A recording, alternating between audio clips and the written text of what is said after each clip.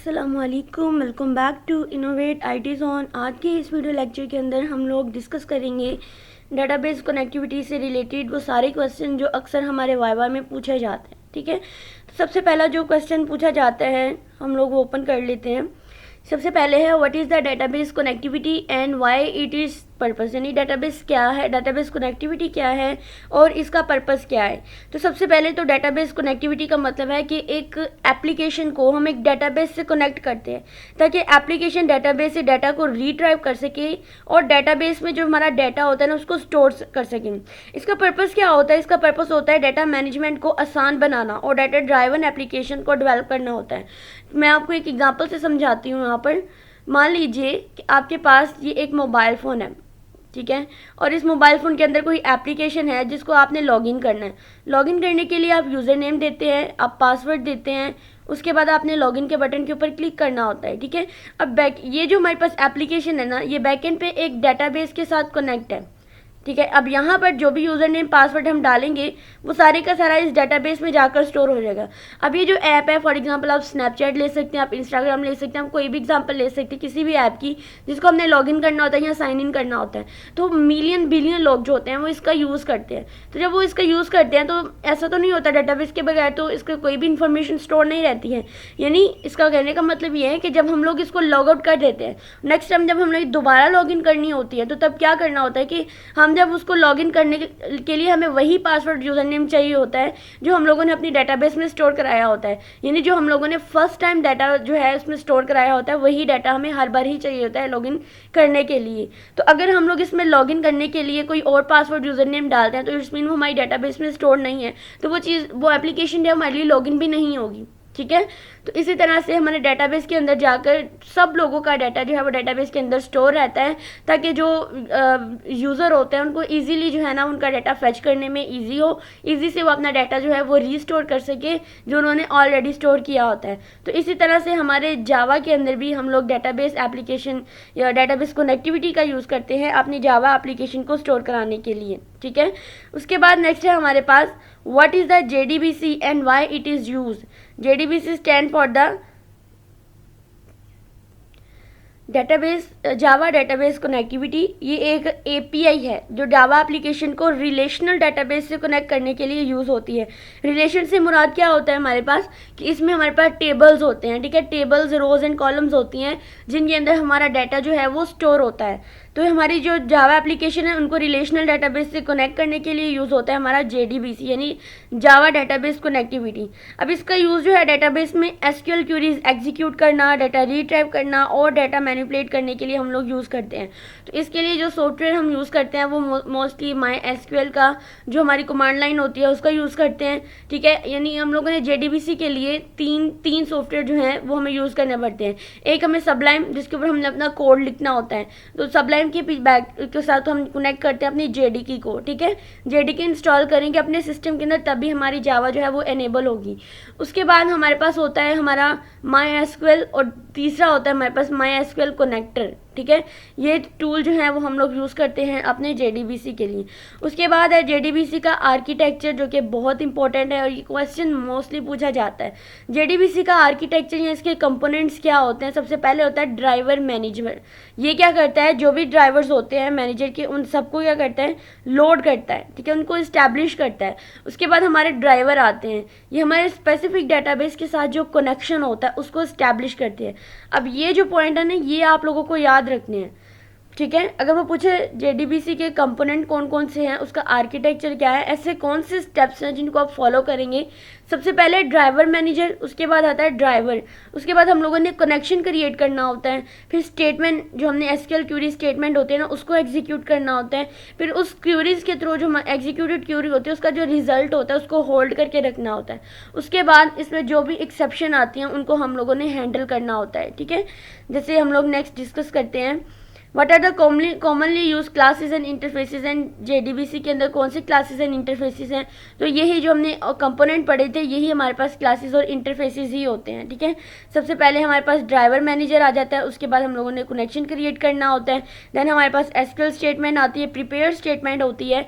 जब मैं इसका एक प्रोग्राम जो है वो आप लोगों को समझाऊंगी ताकि आप लोगों का कॉन्सेप्ट उस लिहाज से ज़्यादा अच्छे से क्लियर हो जाए।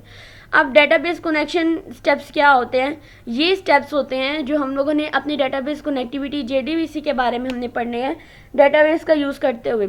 सबसे पहले आता है लोडिंग द ड्राइवर। तो इसके लिए हमें क्लास फॉर नेम, ठीक है, यानी ये सबसे पहले तो हमने जावा का प्रोग्राम लिखना होता है। उसके बाद है क्लास, इसमें हमने फॉर नेम के नाम से हम लोगों ने इस क्लास को क्रिएट करना होता है। फिर हम लोगों ने यहाँ पे com.mysql. ये बिल्कुल हम लोगों ने सेम वही चीज़ें जो हैं यानी एज इट इज़ लिखनी होती हैं। उसके बाद हमने कनेक्शन इस्टेब्लिश करना होता है, ठीक है, कनेक्शन इस्टेब्लिश करते हैं। उसके बाद हम लोगों ने स्टेटमेंट क्रिएट करनी होती है, ये पॉइंट आप लोगों ने याद करने हैं, ठीक है। और उसके बाद हम लोगों ने SQL क्यूरी एग्जीक्यूट करते हैं, देन उसके बाद रिजल्ट प्रोसेस करना एंड देन रिसोर्सेज क्लोज करना। अब सबसे पहले तो यहाँ पे एक प्रोग्राम है, तो यहाँ पर देखिए उन्होंने सारी की सारी फाइल जो है ना वो इंपोर्ट की हुई है। इंपोर्ट java.sql कनेक्शन, सबसे पहले कनेक्शन क्रिएट करना, driver manager, SQL statement, SQL result, SQL exception. अगर आप सारी की सारी नहीं याद कर सकते हैं, सबको नहीं लिख सकते हैं, तो देन आपको फाइनल जो लिखनी पड़ती है ना, यानी इन सबको हटाकर आप लोग एक फाइनल स्टेटमेंट भी दे सकते हैं। यहाँ डॉट के बाद आप सिंपल स्टैटिक जो है ना उसका यूज़ करके सिंपल हम लोग यहाँ पर इसको क्लोज कर सकते हैं। यानी अगर आप ऊपर वाली सारी नहीं भी लिखेंगे और सिंपल आप ये एक सिंगल लाइन लिखेंगे तो स्टैटिक का मतलब होता है ऑल, यानी कि आपकी सारी की सारी फाइल जो हैं वो इसी सारी की सारी लाइब्रेरी जो है वो इस स्टैटिक के अंदर स्टोर हो जाती हैं। उसके बाद हमें एक क्लास बनानी है सिंपल डेटाबेस कनेक्शन के नाम से, आप क्लास का नेम कोई भी दे सकते हैं। उसके बाद स्टैटिक फाइनल स्ट्रिंग, ये आप लोगों ने एक मतलब स्ट्रिंग क्रिएट करनी होती है जिसमें आपने डेटाबेस का URL क्रिएट करना होता है। उसके बाद आपने यूज़र नेम और पासवर्ड जो आप लोगों ने SQL में दिया होता है उसको क्रिएट करना होता है, ठीक है। उसके बाद आप लोगों ने मेन फंक्शन में जाना है। यहाँ पर आप लोगों ने हमने साथ साथ एक्सेप्शन को भी हैंडल करना है, तो हमने सबसे पहले ट्राई कैच का ही इसमें यूज़ करेंगे, ट्राई यूज़ करना है, ठीक है। उसके बाद आप लोगों ने सबसे पहला स्टेप है रजिस्टर द डेटाबेस ड्राइवर, यानी जिसमें हमने ड्राइवर को लोड करना होता है। इसमें class dot for name as it is, ये लाइन हमारे पास एज इट इज़ आएगी अपने कोड के अंदर, ये आप लोगों ने इसको याद कर लेना है। स्टेप 2 में होता है हमने कनेक्शन क्रिएट करना होता है, ठीक है। उसके लिए हमने कनेक्शन यूज़ करना है, ठीक है। उसके बाद हमने साथ में ये कनेक्शन का ऑब्जेक्ट बना देना है। उसके बाद driver manager dot get connection को गेट करना है। इसमें हमने जो भी डेटाबेस उसका URL, ठीक है, उसका यूज़र नेम और पासवर्ड जो डाला था ऊपर हम लोगों ने क्रिएट किया था वो हमने इसके अंदर इनपुट कर देना है। उसके बाद हमने क्यूरी एग्जीक्यूट करनी है। क्यूरी कौन सी? जो हमारी SQL से रिलेटेड क्यूरी होती है। जैसे यहाँ पे स्टेटमेंट है और स्टेटमेंट का आगे हमने ऑब्जेक्ट क्रिएट किया है। फिर हमने ये जो कनेक्शन क्रिएट किया था उसका ऑब्जेक्ट लिखा डॉट क्रिएट स्टेटमेंट, तो यहाँ पे हमने स्टेटमेंट को क्रिएट कर लिया। उसके बाद SQL स्ट्रिंग देनी है हम लोगों ने, इसमें हम लिखना है select ID name as from student, वही हम लोगों ने स्ट्रिंग देनी है, ठीक है, जो हम लोगों ने एग्जीक्यूट करनी है। उसके बाद हमने रिजल्ट सेट करना है, और उसके बाद रिजल्ट सेट का ऑब्जेक्ट बनाना है। देन स्टेटमेंट को हमने यहाँ पे एग्जीक्यूट कर लेना है, ठीक है। ये जो स्टेटमेंट मैंने अंदर लिखी है ना इसको मैंने यहाँ पे एग्जीक्यूट कर लेना है। उसके बाद हमने रिजल्ट क्रिएट करना है जिसमें हमने डाटा को एक्सट्रैक्ट करना है, तो इसमें हमने वाइल कंडीशन लगानी है कि अगर रिजल्ट का ऑब्जेक्ट है डॉट नेक्स्ट, अगर int ID is equal to result dot get ID, तो वो इस ID को गेट करेगा। उसके बाद वो इस नेम को गेट करेगा, फिर इस एज को गेट करेगा, किससे? फ्रॉम स्टूडेंट टेबल, ठीक है, स्टूडेंट टेबल जो हमने अपने SQL के अंदर क्रिएट करना है। उसके बाद सबकी आउटपुट जो है वो डिस्प्ले कराएगा। आउटपुट डिस्प्ले कराने के बाद नेक्स्ट क्या करेगा कि वो यहाँ पे इसको क्लोज कर देगा, सारी स्टेटमेंट को क्लोज करेगा, कनेक्शन क्लोज करेगा, यानी इन्वायरमेंट को क्लीन करेगा। उसके बाद हमने ट्राई यूज़ किया था। उसके बाद हमने कैच में जाकर अपने ये जो प्रिंट स्टैक ट्रेस है ये वाला ऑब्जेक्ट जो है हम लोगों ने इस जो हमने SQL एक्सेप्शन के लिए यूज़ किया है, उसके बाद हम लोग सिंपली एक्सेप्शन लिख कर भी डॉट प्रिंट स्टैक भी कर सकते हैं, यानी हमने स्टेटमेंट में जो एक्सेप्शन आएगी उसको भी हम लोगों ने क्लियर कर लिया।